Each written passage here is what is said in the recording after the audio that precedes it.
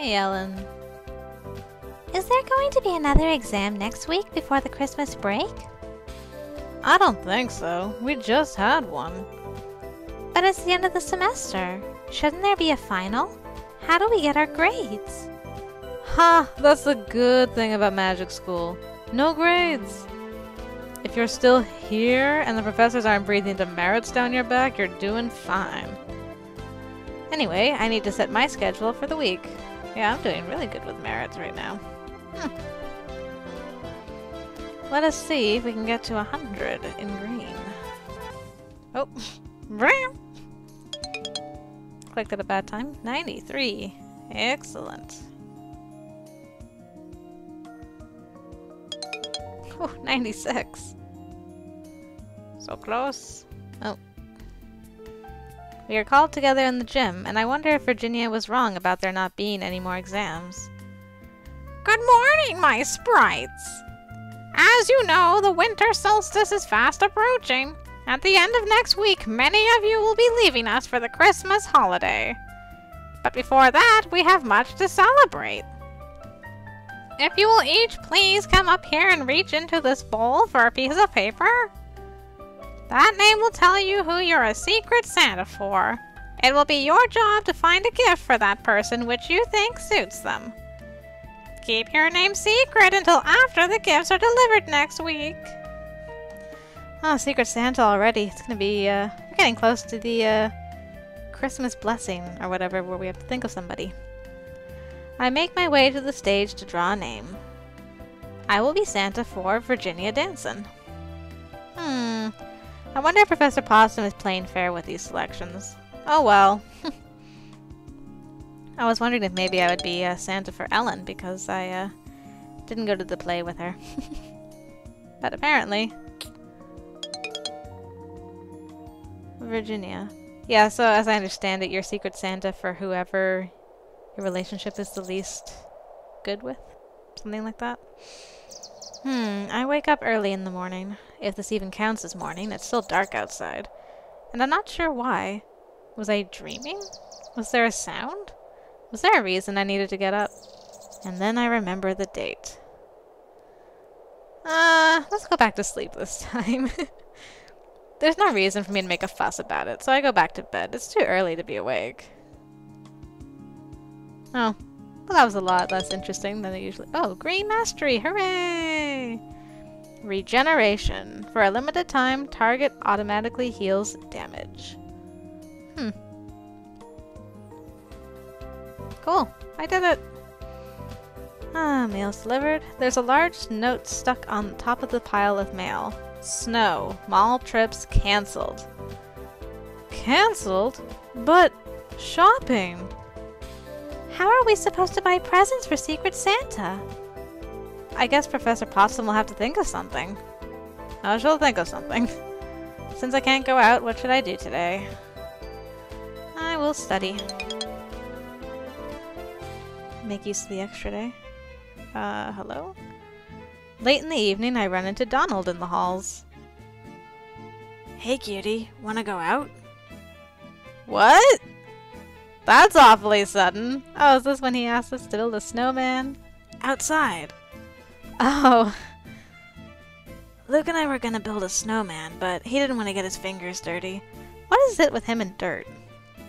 Snow isn't dirty. No. I would love to go build a snowman with you. Okay, I'll come. Great! Yay! Aw, new scene! Look at it! It's a winter wonderland. It's dark and it's cold, and most of the students are safely tucked away in their little dorm rooms. They're missing out. You go, Cutie. The air is crisp and clean and still. All sounds but our own muffled under a thick blanket of snow. The clouds have parted to let the moonlight through, although the occasional flake still wanders by in search of a place to rest. Very romantic. Come on, over here. I don't want to pull up a patch too close by or it'll spoil the view. We work together to roll up large balls of snow, leaving the grass bare underneath, and stack them together, then jam in sticks for arms. What do we use for the face? I raided the kitchen for vegetables. He pulls out a container containing a medium-length carrot, a cherry tomato, and 2 dark lumps I can't identify. What are those? Beets. They're for the eyes. Excellent. I dig out little holes with my fingers, and Donald pushes the vegetables into place. There we go. Cool. I heard there was a lot of snow at your place over Thanksgiving. Didn't you get to make a snowman then? Yeah, well, my family was there then. So... if I made a snowman, Urchin would probably knock it down. Aw. She wouldn't. No, she'd assume it was booby-trapped. She'd get someone else to knock it down for her. Well, she's got a point there. You might build a prank snowman. Maybe. Why are you always playing tricks on her? Yes, please do tell. Can we learn a little bit about you, Donald? Because if I didn't, my family would forget I exist. That can't be true. All my life I've been pushed out of the way. William's Mr. Cool, even when he screws up. He's done much worse than I have, and it doesn't bother anyone. Everyone's proud of him. And Virginia? My very first memories are of my mother giving her presents and telling me not to touch them. Or her. Anytime she even bumped her knee, Mom and Dad dropped everything and came running. Half the time, I got blamed, even if I wasn't anywhere near her. Aw. Nothing was ever her fault, and once she figured that out, she could do whatever she wanted and leave me to get the scolding. She's lazy, she's spoiled, she's not smart, and she was never going to get anywhere near the Olympics. She wasn't even state-ranked. There's nothing special about her. I think that's a bit harsh. I feel like I gotta say that since we just went out with her last time. The only reason she didn't cause more trouble than she did was that our parents practically followed her around waiting on her. But when I ran away from home, they didn't even notice. Really? Well, not for a few hours, anyway. Anyway, William's the successful eldest son, Urchin's the baby. I'm the troublemaker. It's better than being nothing. Oh, middle child. It's rough. Besides, it's fun figuring out just how much trouble I can get into and still get myself out of it. It gives me a challenge. He turns to fondly regard our creation. All of a sudden, he bursts out laughing. Look, Cutie! I peer at the snowman's face in shock. Juice from the eye beads has leaked into the snow, leaving amorphous trails of reddish-purple through the flesh of the snowman's head. It's bleeding! Oh no! It's a zombie snowman! Well, that certainly makes this a night to remember. Well, that was fun. Oh, I'm sorry Donald has so much trouble though with his family. Secret Santa. I have been assigned to get a secret Christmas present for Virginia. Oops. And zombie snowman. Donald and I went out to play in the snow. We made a snowman, but it went slightly wrong when the beets stained the snow red. We talked a little bit about his family and how he feels ignored. Poor Donald. Hopefully we can help fix that. Hail, choirs of angels! Choirs? I suppose it's seasonally appropriate, but still. I know you were all disappointed that this weekend's weather prevented the usual shopping trips. So I've decided on a little change to this year's Secret Santa event. Something to show the triumph of imagination and goodwill over money. Something to use your creative minds. And your hands. We're going to make presents? We're going to make Christmas cards. Close enough. I brought in construction paper, glue, glitter, crayons, scissors, and a collection of expired magazines. You can cut out pictures of things you think your person would like to have or be. Isn't it the thought that counts? And to help nurture your feelings of creativity and fun, all classes today are canceled, and I'm bringing pizza in for lunch. Enjoy! Aren't we a bit old for collages? And yet not too old for pizza. I suppose it's an okay way to spend a day. Okay, I need to make a giant card. What color should the backing paper be? Green. It's for Virginia. I think I'm gonna give her a green card with frogs on it. Like Donald did years ago, when he put the toads in her bed. Green is a Christmassy color, after all. Then comes the question of what to decorate it with. It's for Virginia, so it ought to have... frogs. Frogs. Why not? Frogs are cute. Frogs are cute. Alright, so I cut that there, and put some glue here, and sprinkled the glitter there. And half of it ends up on my robe, of course, but that's okay. There's nothing wrong with being sparkly. This is sort of fun. All around me, the gym is filled with witches and wizards busily cutting and pasting. There's going to be such a mess to clean up later. I wonder which of them is making something for me. Once all the cards have been made and the pizzas cleared away, it's time to deliver our creations. I find Virginia and hand her my card. Merry Christmas! Frogs? Frogs are cool. When they're not in your bed. Haha. Well, that's true.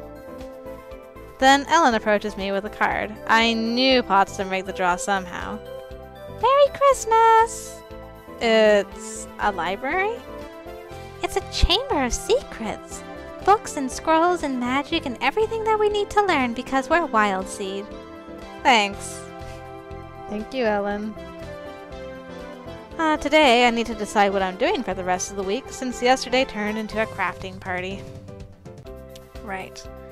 I think we should sleep. Maybe take 3 gems, see if we can get our strength up to 25? Sure. We'll do that. I think I will take the other classes this time, because you can combine different schools of magic with green and come up with new spells. So, why don't we? See what we can learn. So, the choral concert is tonight. Should we go? Ellen's singing, right? Yeah, but so is Donald. Is it free? Yeah, it's just a school thing, so there's no tickets to buy. If Donald's performing, we should go. We should be there to support Ellen. And support Donald. Okay. The concert is held in the gym. The choral members parade in carrying candles and then stand on the stage holding hands while they sing. They do some Christmas carols, but also plenty of songs I've never heard. And afterwards there are free refreshments, which makes Virginia happy. Virginia and her stomach. Good grief. Alright, I did it. I gotta work on my cute. And so, my first semester of witchery school comes to a close. Professor Potsdam has called us all together for a final blessing before we go back to our parents for the holidays. Hello, my young students. Oh, that's the most normal thing you've ever called us. The tradition of Christmas is one of giving and sharing. Most of you who are returning to your homes will be exchanging gifts and spending time with friends and family. But while you are gone, do not forget who you are. Do not forget all that you share with your brothers and sisters in magic. I have a special gift for you. A tingle of magic sweeps over us, leaving no visible change in its path. Think of those that you care about. Think of a person who matters to you. If the person you choose is thinking of you as well, you will feel that connection, that affection being shared. I'll leave you to your thoughts. Think of someone I care about? Donald. Why not Donald? I concentrate on him. I picture his cheeky grin, that banner that proclaims he's up to no good. I can almost feel him sneaking up behind me to try and startle me. Only, instead of yelling, "Boo!" there's a whisper of, "Hi." Ah, he's thinking about me. He said hi. Professor Possum climbs back onto the stage and claps her hands. Have a happy Christmas, everyone! We'll see you in 2 weeks! Excellent! We did Donald well enough. Oh, good. Good, good, good. Makes me happy.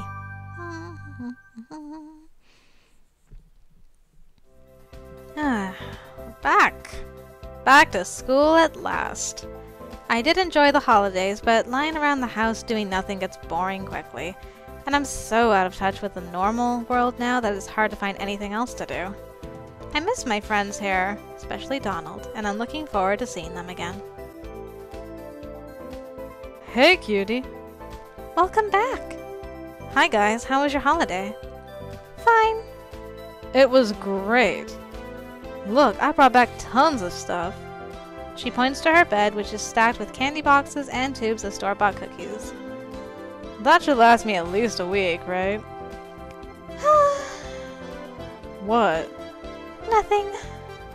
Come on, what? It's not fair. What's not fair? She eats nothing but bags of junk and sugar, and she's skinny as a twig. I eat healthy food and I look like me. Why?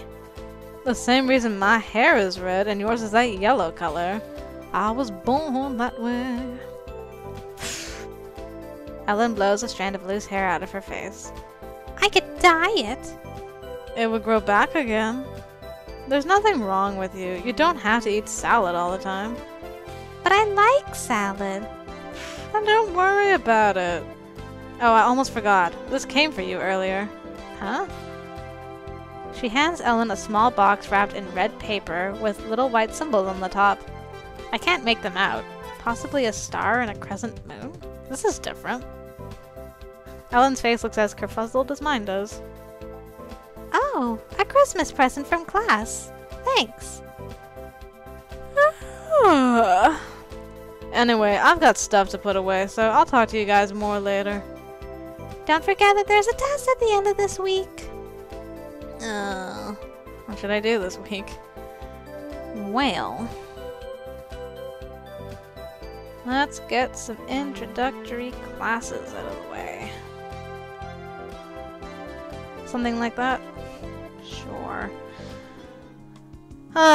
Is this the hodag test? Right, so I think this is the last exam that is actually possible to get detention for. And, ooh. Oops. I learned light! Hooray! Yeah, otherwise, if I fail the other 2 exams I think there are left, I just get demerits, so this is potentially our last detention with Donald, but that means I gotta get killed by the hodag. The 3 of us are in our room when someone knocks on the door. Yo, urchin! Virginia looks at the door, then looks at me. If that's Donald with a cream pie, I'm so not opening it. Fine, I'll get it, you big baby. Yes? Hey, cutie. It's good to see you. Oh, good to see you too. Is my sister in there? Yeah, she's here. What's up? Logan's doing this thing, and he asked me and Luke to round people up for it. What sort of thing? He's got an idea how people can make money. He's going to run a bingo game. So the more people join, the more you could win. Bingo? That's right. Are you in? It's $5 to enter. I am not playing any game you're running.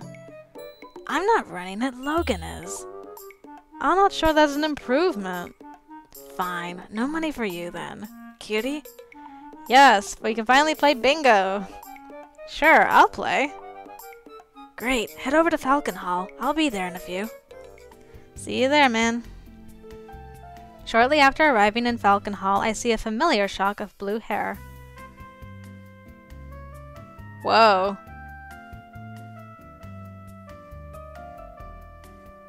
Is it Logan we've always... I don't know, Luke looks more handsome than Logan.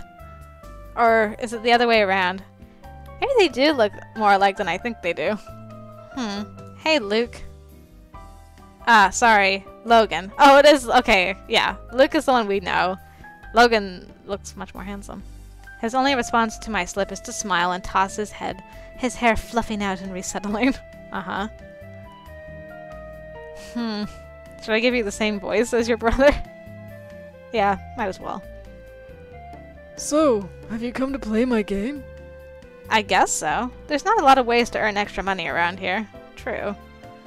Was there something in particular you were interested in purchasing? I don't know, why? Oh, no reason. Just curious to see if I could help. No, I'm fine. Well then, pay the kitty. I hand over my $5. How is this going to work?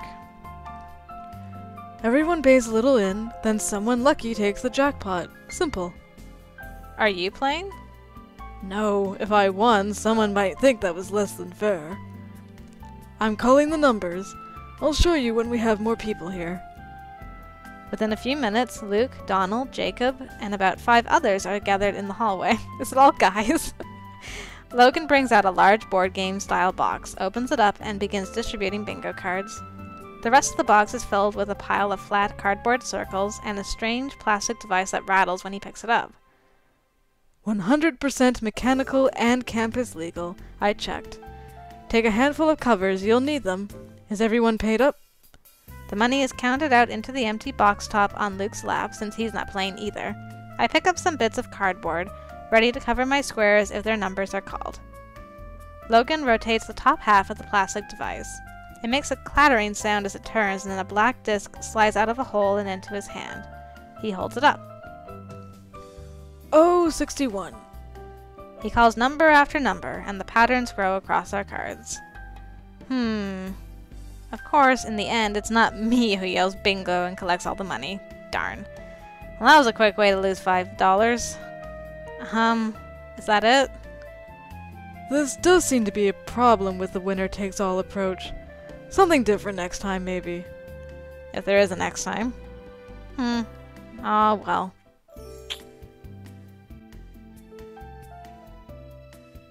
Please make yourself comfortable, little cygnets. We have a serious issue to talk about today. Many of you will have learned something about this subject from your parents. Others will know less or nothing at all. Oh no. Sex education? The world you see around you is only the tiniest fraction of all that exists. There are infinite realms which exist outside of our own space and time. Oh, okay. Guess not. The nearest such realm is that which we call the other world. You may also have heard it called Elfheim, or the Dreaming, or the High Hunting Grounds. There are countless other worlds, but the other world is particularly the realm of this world's shadow. Like a shadow, it is always connected. With enough white magic, an adult witch or wizard can travel the spiral gate from anywhere in this world. However, you students must not enter the other world under any circumstances. Can any of you tell me why that is? One hand eagerly shoots up. Yes, Minnie? She stands up. Because the comrades feed on the souls of human children, especially magical children, and they are drawn to any unwarded human who enters their realm. It takes them approximately... Thank you, dear. That will do. Minnie closes her mouth and sits down. The other world is a wonderful place. Magic flows more freely there, and many witches and wizards choose to live there full time. But we are not native to it, and we are not immune to its dangers. Do not attempt to pass the gate, not even with an adult to guard you. Not even with a powerful spell or artifact to protect you. Not even with a friend who has been there before and told you it's safe. Some of your classmates have other than human heritage, but what is safe for them is not safe for you. Most importantly, if a spirit invites you to the other world, do not accept, no matter what you are promised. I am not saying this to frighten you, or to challenge you to find a way around my rules. If you disobey, I will not need to punish you, because you will be gone. Now, let's get back to brighter subjects. We can talk more about the other world later, and I'll bring in some lovely paintings to show you. Oh, well, thank you. It's nice that she's actually teaching us some stuff about the other world. Empathy reveals the emotional state of a target. communication. Allows the caster to communicate understandably with a willing target. Yeah. Always think about Violet when it comes to the other world. Here we go! To pass this test, you must reach the exit safely. But be warned, you are not alone. Oh, goody. Well, time to go get viciously killed by a hodag again. Oh. I ended up in a weird spot. Never mind that then. Alright. Ready, set, charge. There's a hodag. Let's just waste time, shall we? Diagnose the hodag. Alright, he has 20 health. He hit me for 7. Sure. What's your emotional state? E. The hodag is angry and confused. Well, I can't really blame you. Don't worry. Can I communicate with him?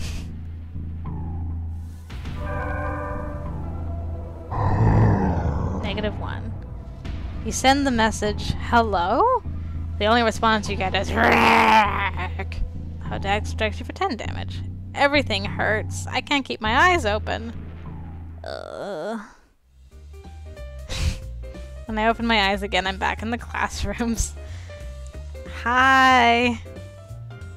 Miss Cutie, what did you think you were doing? Trying to defeat the monster? And you somehow failed to notice the damage you were doing to your health? Well, no, but... what else was I supposed to do?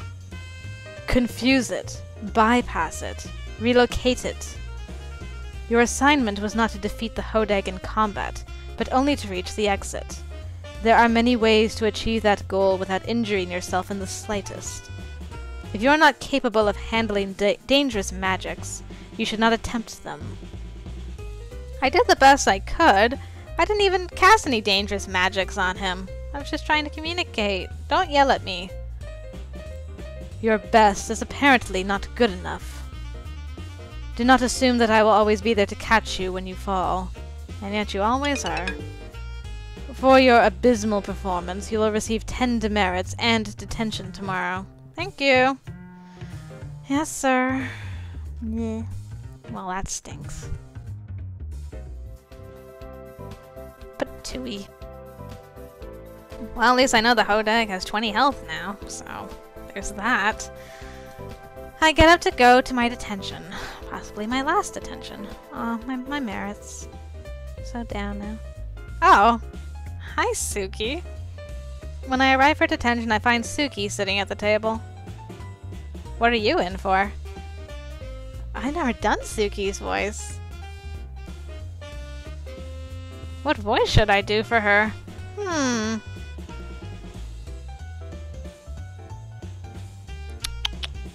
Need to have a think. Just a second.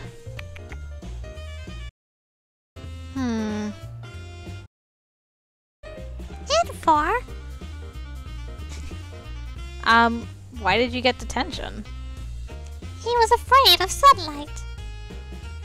Who was? Go up! They wouldn't let me have enough time to change his mind, but I didn't want to leave him there all alone. He might make him stay, then he would be hurt. You mean the monster? There's no such thing as monsters. Right. Bye, Suki. In your weird voice. Professor Grabner arrives with Donald.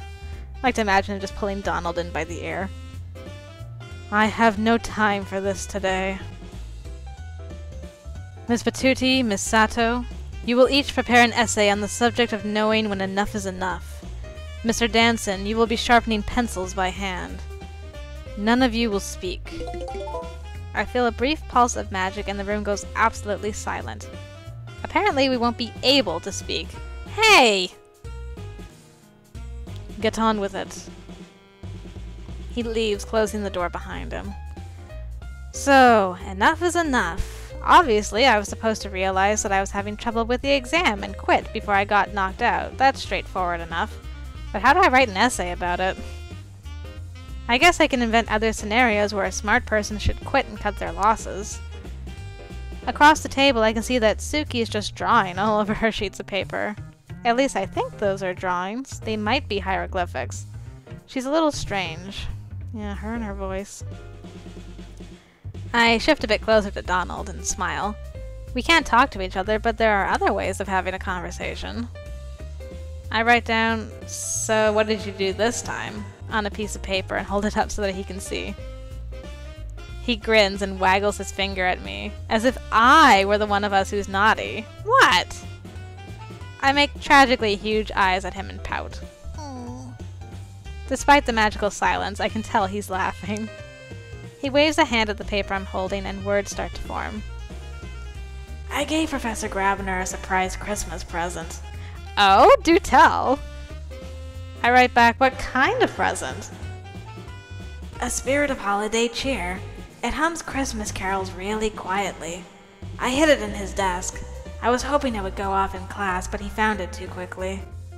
I can just imagine him stalking up and down the room, trying to figure out who was humming. I write back, making Grabby angry is easy. Bonus points if you can make him laugh. He winks. Ha! We'd better get back to work, though, or he will be angry again. Grabby gets angry a lot.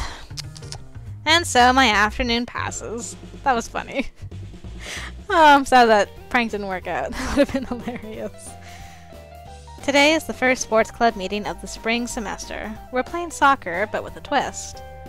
You can move the ball by kicking with your foot, or you can push it with your mind, since it's an easy spell that almost everyone can do. Except me, I don't think I've learned it yet. Only single sharp push is allowed, no controlling the ball for the upperclassmen. But if you use magic, you need line of sight on the ball, and you have to hold still while casting. That means if people who don't have the ball run around wildly enough, they can disrupt anyone trying to move the ball by magic. It makes the game more frantic and paranoid because you have to watch everybody, not just the people near the ball. It's also a power increase for the goalie, who can easily stand still for a moment to change the ball's direction, even from halfway across the room if it's not guarded well.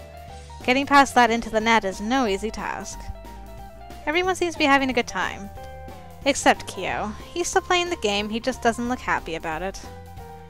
When we finish for the day, he skulks off before I can ask him what the matter is. Wee, that was great, wasn't it? It's good to be back. So, you're not upset anymore? About the sports and magic thing? Yeah, it's all good. Cool.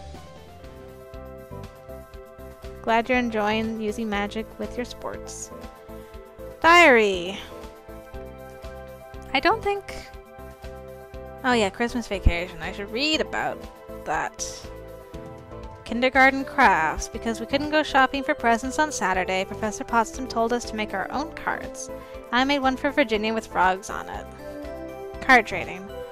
I gave my card to Virginia and got a library card from Ellen. I mean, a card with a library on it, not a card from a library. Right. Choral concert. Virginia and I went to see Ellen and Donald and the choral sing tonight. Holiday farewell. Professor Potsdam did a spell to make us feel our connections with the people we care about. I thought about Donald. Then we had vacation, back to school. Ellen and Virginia are both back from Christmas vacation. Virginia brought a bunch of candy with her, and Ellen complained about her crazy sweet tooth habits. Also, Ellen got a mystery present. Yeah, that was weird. Bingo night. Logan Pfeiffer ran a game of Cash Bingo in Butterfly Hall, but there was only one prize and I didn't win. The Other World. Professor Potsdam told us about the Other World, the spirit realm beyond our own. Apparently it's very beautiful, but also filled with dangerous monsters, and we're not allowed to go there until we are adults, or they'll eat our souls. Like poor Violet. painful lessons. I was injured during my exam, so Professor Grabner had to yank me out of detention. Now I've got detention. Detention. I spent the afternoon writing an essay about knowing when to stop. Push push shock. Push push shocker. We had a sports club meeting and played a game of soccer with the rules adjusted to use a little bit of magic. It really changes the strategy of the game. I wish Donald's prank had worked out. I'm gonna be laughing about that for a bit.